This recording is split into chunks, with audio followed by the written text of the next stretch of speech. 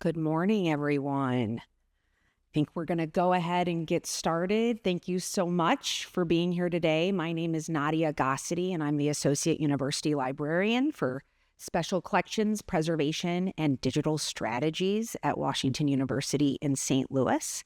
And I'm also the PI on the project that we will be discussing today. I'll let Mitch introduce himself before we jump in. Oh. What? Hi, I'm Mitch Sumner. I'm the head of digital preservation, processing, and reformatting, also with WashU Libraries in Washington University in St. Louis. Great, thank you. So giving you a little bit of background before I jump into the specifics of our grant project, I wanted to tell you a little bit about how it all came about. So the Public Knowledge Program, as part of the Mellon Foundation, launched a new initiative on stewardship and curation of poetry archives, recognizing that poetry tends to maybe be overlooked. It has some unique needs, and how do we essentially bolster the literary archives ecosystem?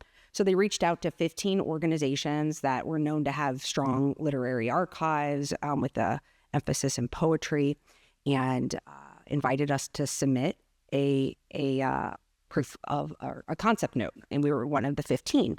And these were for projects that would be $250,000 and occur within a 2-year period. So, of course, we were very excited to receive this invitation. This was in 2022, and we considered a lot of different things we could do, right? So a little bit about our modern literature collection, which is one of our 7 collecting areas in our Julian Edison Department of Special Collections. It was founded in 1964, and it really was a partnership between the writing program and the libraries, with this notion that there were some writers that were early in their careers that were going to be studied one day, and nobody was collecting their papers. So a panel was put together to choose some select writers. Those writers were given $100 and a free tax appraisal, which is, we don't do that anymore. And I wish they cost $100 still. But so some of those early poets were Moda Van Dyne, James Merrill, May Swenson, to name a few. It's since grown. We now have the papers of over 125 fiction writers and poets, as well as archives of presses and journals. And what the collections comprise are the things you expect, correspondence, drafts, proofs, ephemera. We also have, complete published libraries of those writers' works, as well as, multimedia materials. So when we were thinking about the projects to bring forward, we really wanted to do something that we felt was going to make a lot of impact for us, but also thinking about the profession writ large. And of course, we have a backlog and we have things that need processing, which would be wonderful. And those are still very important activities that bring collections to users. But there was the elephant in the room. And we sense that we're not alone here with this elephant, and that's our born digital collections. The things that we take and then we kind of put somewhere, and then we, process the paper, and we're very happy about that. And we think about those things, and we know they're a concern, but we always kind of put those off to another day. And I want to emphasize here too, we're very lucky as an institution. We have, we've been working to put infrastructure in place. We have a digital preservation specialist. We have people in these roles when a lot of places don't. But again, this is a very unfamiliar territory. We don't have a century of practice to look back on. We're still building those infrastructures and workflows. And then take it the next level. Poetry in and of itself. What are those challenges in a born digital environment? We care about structure and form and white space. It's not just about the words that are contained in the files, but it's also, you move a line, that has a meaning. And we see that in our the analog counterparts. And we know that that's an important part of the study of poetry, is being able to see that creative process, a chronology of sorts. And so what does that look like in a born digital environment? So we also realize we're making a lot of assumptions too. I just assume, I don't know how contemporary poets are actually working. And in that spirit of ensuring that we continue to collect writers early in their careers, we've also been working to engage a lot of our more recent MFA graduates, including Erin Coleman, who's here, and really wanting to be able to handle those collections. And we think about what are the materials that come in from a writer that's been working in the 21st century. Mary Jo Bang, we have her paper. She's she's a faculty and a prolific poet. And she had been working on computers since the 90s. She was an early adopter and had given us everything. She also gave us all her email. So we had made some strides there, but we knew there was so much more we could be doing with that material. But because of that challenge of knowing how are we going to look at this through that lens of poetry and not just, here are 5 of the same files, you really have to evaluate those, and that's very labor intensive. So out of all of these concerns, the Born Digital Poetry, Planning for the Future of Literary Archives was born, and really an exploratory project to try to capture to some extent and address the complex issues of preserving the poet's creative process in the digital age, understanding that we're going into this with a lot of assumptions and a lot of, concern as well. I mean, we are a predominantly white institution, and our collections reflect that. And if we want to do what we need to start to repair that, we need to be very proactive in increasing representation. If that means engaging the next generation of poets, we have to be prepared to actually have the systems in place to preserve and make accessible their collections. A quick note on creative process, which is a word that we will throw around a lot. And even in writing the proposal, we threw it around quite a bit, and we didn't define it. And we have since defined it through this project. And when we say creative process, we really are describing a series of activities that are deemed essential to the creation of a work of poetry. And that can be both analog and digital. You could be utilizing digital and analog tools, platforms, applications in that process. And this is highly individualized, as you can imagine, among poet to poet, as well as from project to project even. So our goals and deliverables really were to bring together a community of poets, of practitioners, and start to capture what is this problem? How are poets working? What are the challenges we as librarians, archivists are going to face when we start to get hard drives and access to, your Google, Gmail, and all these things. So through workshops, which I'll go into a little bit more, we're going to get a bunch of data and then write a white paper. We also want to work with the poets directly to help inform them and educate them on that intersection between content creation and preservation. How are you managing your own personal archives, regardless of if you want to be able to use it later, what are your practices? We're going to use the Mary Jo Bang papers as a case study to complete that process and test out some tools. And we are also going to revise that finding aid as a result. So we're going to do all that by, like I just said, processing. We're also going to assemble a advisory board of experts that include both practitioners and poets and scholars, host a series of workshops. We ended up also conducting a survey, which was not the initial plan, and then trying to, in that spirit of building this community, go out and present as much as we can on the project. I want to give a shout out to all the project team members, since this is certainly a team effort, as well as our advisory board members, some of whom are at CNI this week. So I want to take us back to last March for our first workshop, where we brought 12 poets from across the country together to Washington University, and we spent a day with them. We did some, gave them some background of the grant. We did some hands-on activities just to kind of, let them experience, if they hadn't, archival collections, and kind of talking about the challenges and the nature of Born Digital collections. And then through discussion and prompts, our objective was to get a sense of their creative process. How are you working? Again, this is only 12 people, right? And we quickly learned, creative process came up. They're like, well, what does that mean? And it was clear that they themselves hadn't really sat there and thought about it. So that was an important discovery as well. So thinking about how are poets even thinking about their own work, which I kind of consider a win that we were able to have that group start to think critically about what are you doing and what is important in your process. You get to decide what's important in your process.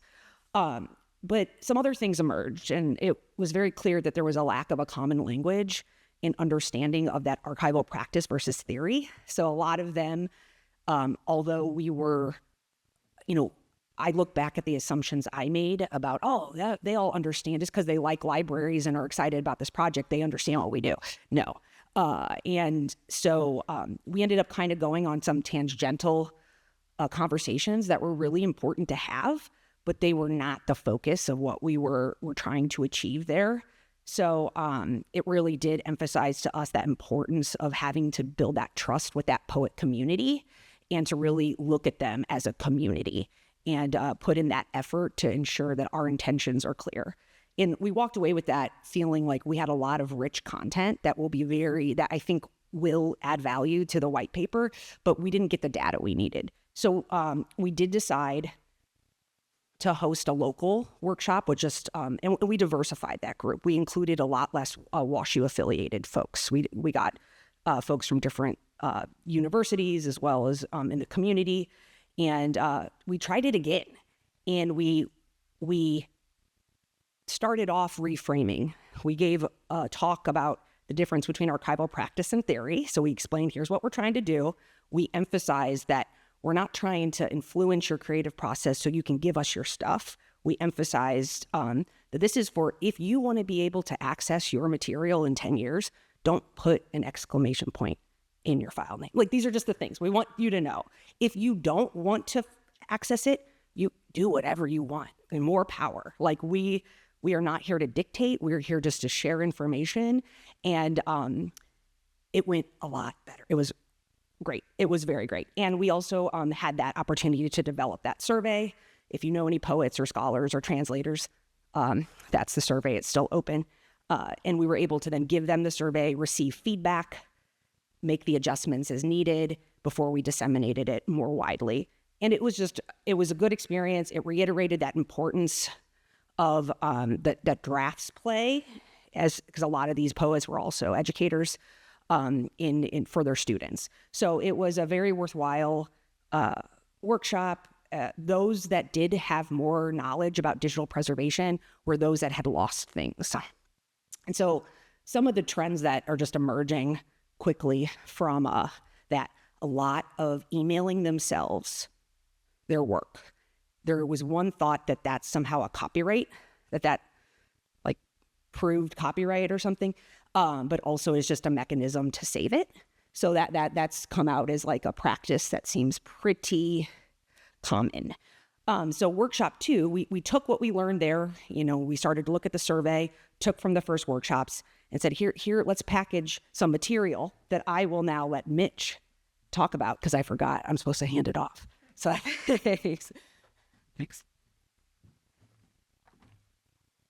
Okay, so I'll pick it up from workshop number 2. Workshop number 2 in October was again with the poets and focused on hands-on practical workshopping and activities for born digital preservation concepts and personal archiving.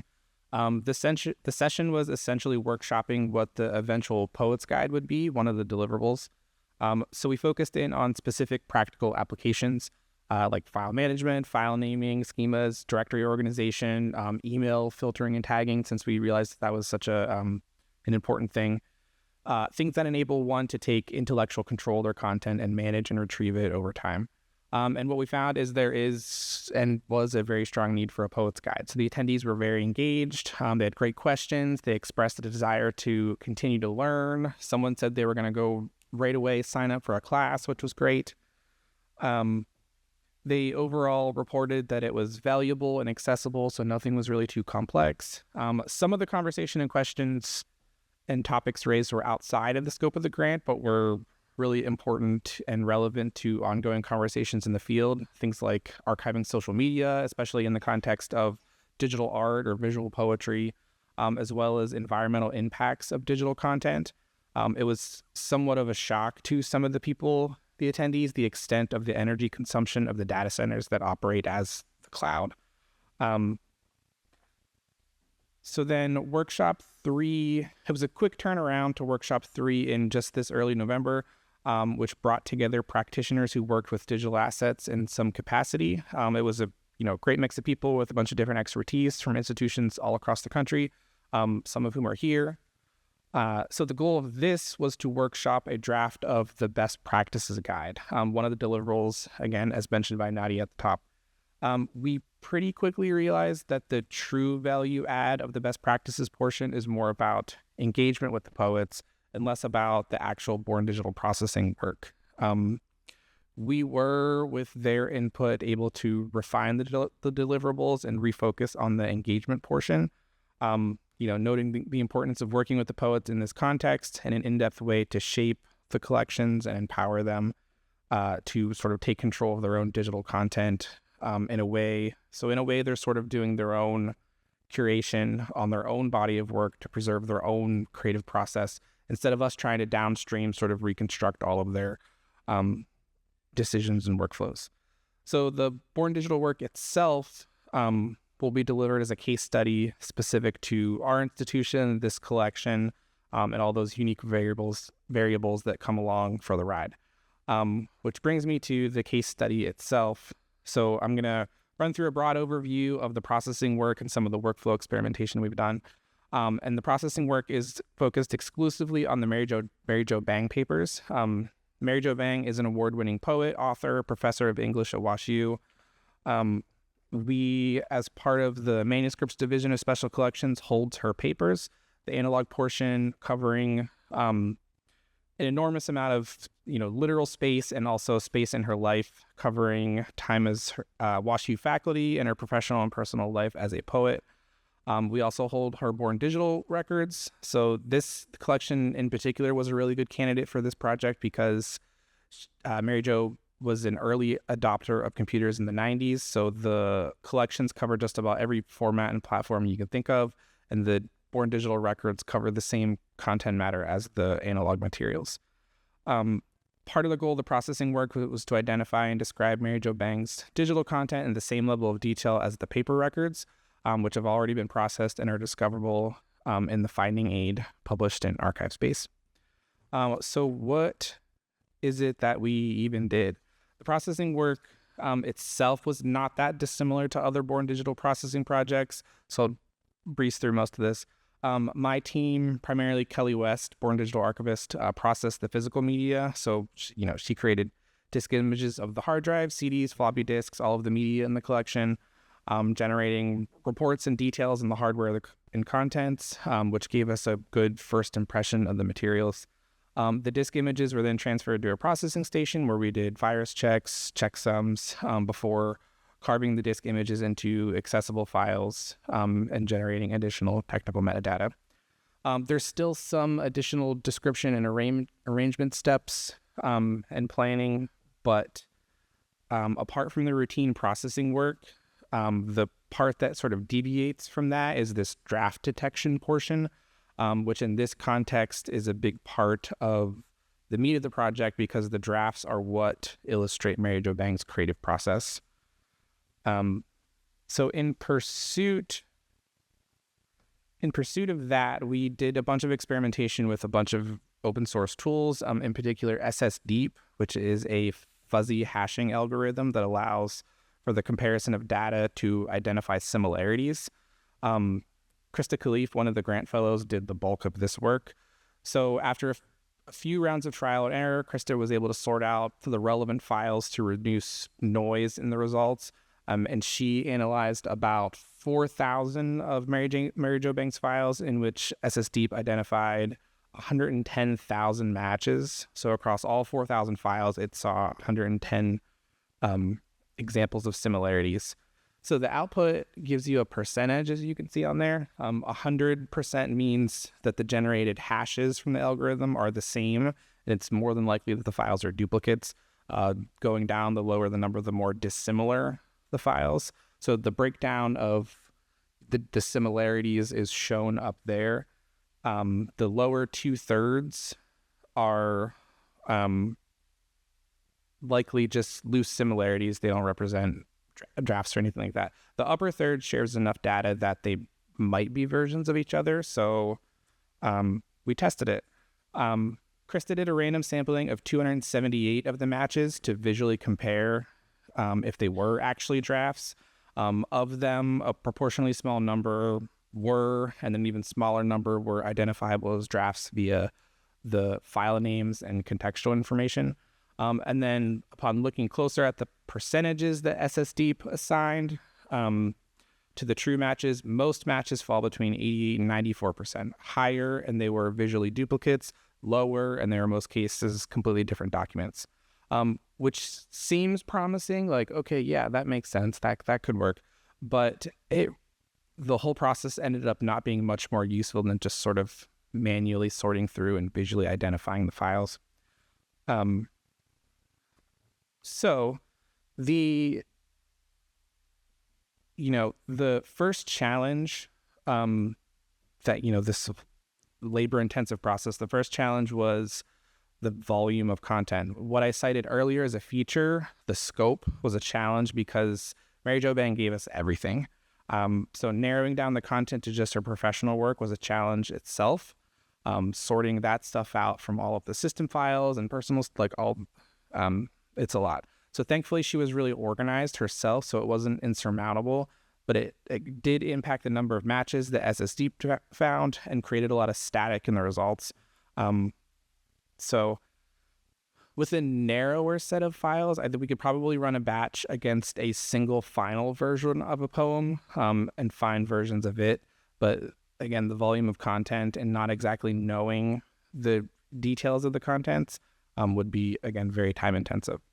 So another challenge was the formatting. So apart from the challenge of preserving the visual formatting that can be part of the context of poetry work, it was really inconclusive if SSDeep actually analyzed the white space in the results of any kind of meaningful way, especially because there were a bunch of different file types. So there were just a lot of variables feeding into the experimentation and creating a lot of noise in the results.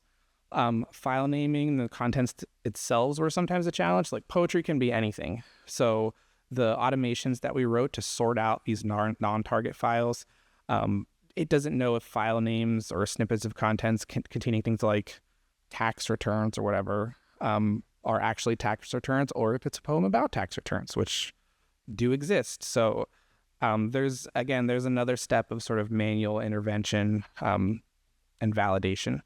So proof of concept of our experimentation is that it sort of works, sort of, kind of, not really. It's just very labor intensive. So it does require, a lot of additional testing. And then, like I said, visual inspection to confirm drafts. If you're at this conference and you've attended any of the AI sessions, of which there are many, you're probably thinking, AI. So are we. When we first applied for this grant, and even when we began testing, the AI tools were not nearly as robust as they are now. And our experimentation has really only extended to asking ChatGPT to write us automation scripts. We also haven't had a lot of internal IT capacity to develop any sort of homegrown tools. But we've since identified a couple tools that we do want to go back and experiment with. Somebody just told me about Notion here at this conference, so we're going to look into that. We might hopefully be able to leverage some of these to make this work far more efficient and robust. We've also recently opened a dialogue there's a campus-wide initiative, Digital Transformation, that is developing a strategic roadmap for AI research and practice campus-wide. We gave a version of this talk to them last week. So we'd like to kind of be a larger part of that conversation so we can leverage those efforts for this, but also a bazillion other applications, some of which we just learned about sessions today and yesterday. So we definitely have some homework to do. So, we're optimistic that we can take what we learned, trying to do it the hard way, and find or develop a tool that will work for us, while also still being aware of the there's a lot of PII in a collection like this. So, but again, regardless of all of that, I did want to go back to this first point about the volume of material and reinforce an earlier point that the vastly preferred scenario would come from prior engagement with the poet to better understand their processes and practice, and then that narrows down the content necessary for transfer rather than taking this more labor-intensive, like broad transfer or disk imaging approach. In that route, we're taking an enormous amount of system files and other things that are not relevant to the content that we're trying to preserve or make accessible. So avoiding that reduces a lot of time and effort spent on processing, as well as reduces preservation, storage, and energy consumption. And just knowing about the materials ahead of time also helps us better focus our efforts, overall saving everyone time and effort. There it is. So what's next? So we are in the process of preparing a no-cost extension request. So the grant was originally supposed to end in June, and we had some personnel changes and things like that that really delayed us. And we'll be wrapping up the processing and revising our finding aid, as well as making more progress on the white paper, the poet's guide, and this best practices case study. We also plan to engage our advisory board, and they'll be formed into subgroups as those drafts become a bit more solid, and we will work with them to get more feedback. And really, so much of this has been about sharing and learning and really trying to build that community of practice with other practitioners that do similar work. And it's just been really great. I think there's been a lot of excitement from both poets and our libraries colleagues, feeling like this hadn't really fit anywhere before, and now creating that network. So I think there's been a ton of value, because this is just like the tip of the iceberg. There are many other potential phases to this effort, and we as one single institution are not solving all of these big problems by ourselves. So that's the project in a brief-ish overview. We're happy we have a few minutes if anyone has any questions. My name is Yasmin Chorish. I'm at the James Madison University in Virginia. And we're doing very parallel work with the Furious Flower Poetry Center, also through a Mellon grant. So I'd love to work with each other. Do you have a project space on a website or URL where we can access your deliverables when you have them? We will when we have them. Yes. We'll definitely be disseminating all of that and relying on our colleagues to give us ideas and to help push that out, for sure. Hello, great presentation. Jimmy Gaffrey, also from Virginia, but Virginia Commonwealth University. I'm so interested in the project, interested in the poets' voices. What were there any thoughts about what they wanted to preserve for born digital poems that appear on the internet? Are they envisioning themselves poets or born digital? I'm thinking of the point you made at the beginning of breaking space and all these web poems that have, an NBSP. Do they expect their poetry to be experienced in the future as a digital thing, or do they just want well, I'm glad you brought this up, because we do make a distinction. So to me, that's like next, right? These looking at born digital poetry, different from digital poetry in a sense that it's leveraging the technology in its creative form. So we're just looking at, you're not trying to put hyperlinks and incorporate, which is an issue, right? We did have one participant was a visual poet. She created digital collage, and we're just like, it's like, we're just trying to, did you just send an email? Did you, use a computer as a means to an end?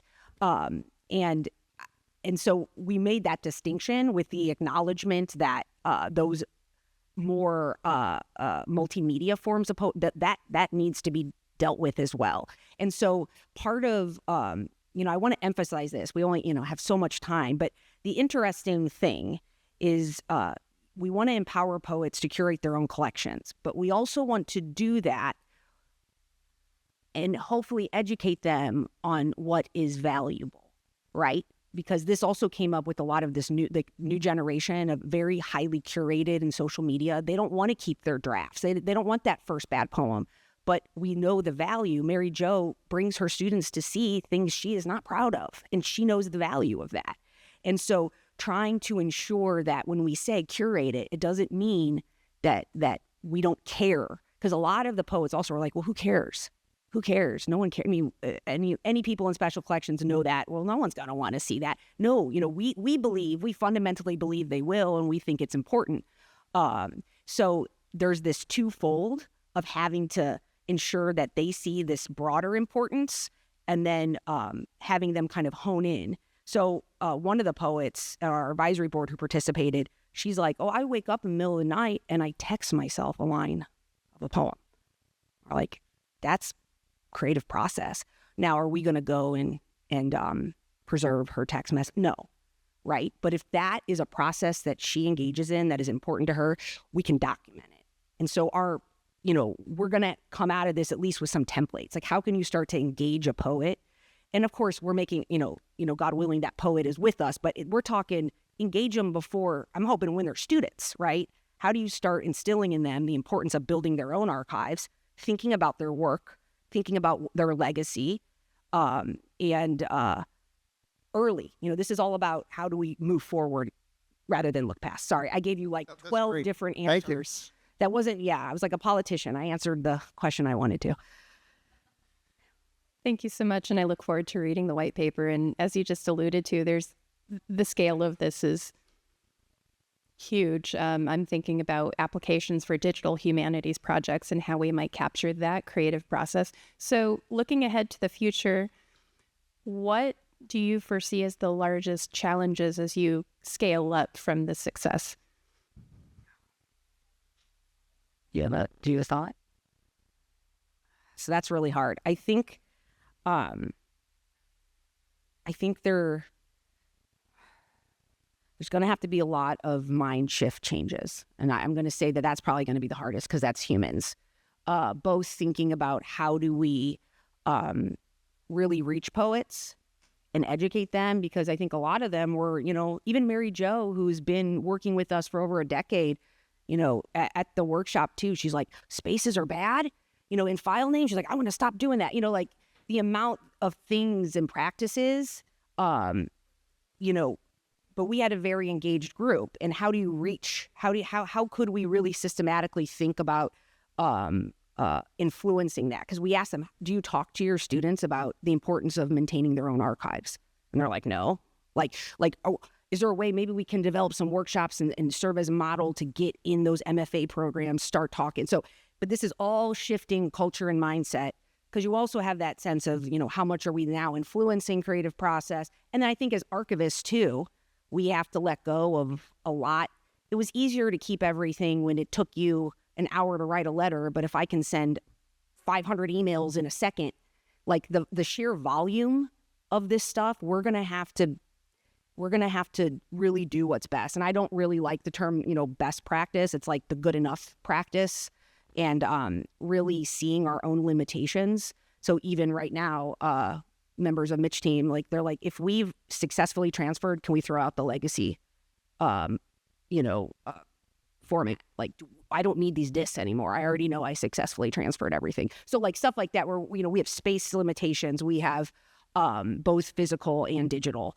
So I think just being a lot, but having that balance, right? It's really tricky, but we can't take 90,000 emails from every poet. We can't. And it's never gonna, we cannot risk becoming just a digital storage facility, and so some of that was just a lot of reality, I think, will be a huge challenge. But I also think how we serve the material, because the hybridity of the process was, I don't know, I was just really shocked. So many, and it's not a linear process. It's all over. They might start writing something out on paper, then they type it, and then they go back to paper, and that, and then they go to social media, and then, so the complexity of the process itself is there's a lot there, and how we serve it in meaningful ways to our, faculty, students, researchers in a way that they can somehow recreate that, I think that's going to be huge. I realize we're out of time. If you have like 5 seconds, does this? Yeah, well, I won't stick around. don't feel prisoner to us. Does this? You're working on these specific relationships and projects, right? But it dovetails a lot with other sort of research data management things, and it's come up a couple of times here that people don't think of this stuff as research data, like genomics or output of scientific things, but do you work with other librarians and those sorts of processes to get that out there to other humanities researchers? Yeah. So actually data services is in my portfolio. So it's pretty easy for me to dictate how we work together. But I do think we're not at that point, right, of like generating enough meaningful material that has been curated and all that good stuff because we were even thinking about, that's part of the problem with using some of these like potential AI models is we don't have enough of a meaningful content, I think, to really help inform. But I definitely think down the line, this kind of,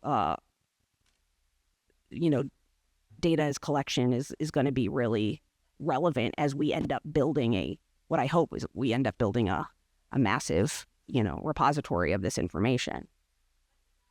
Hopefully that answered your question.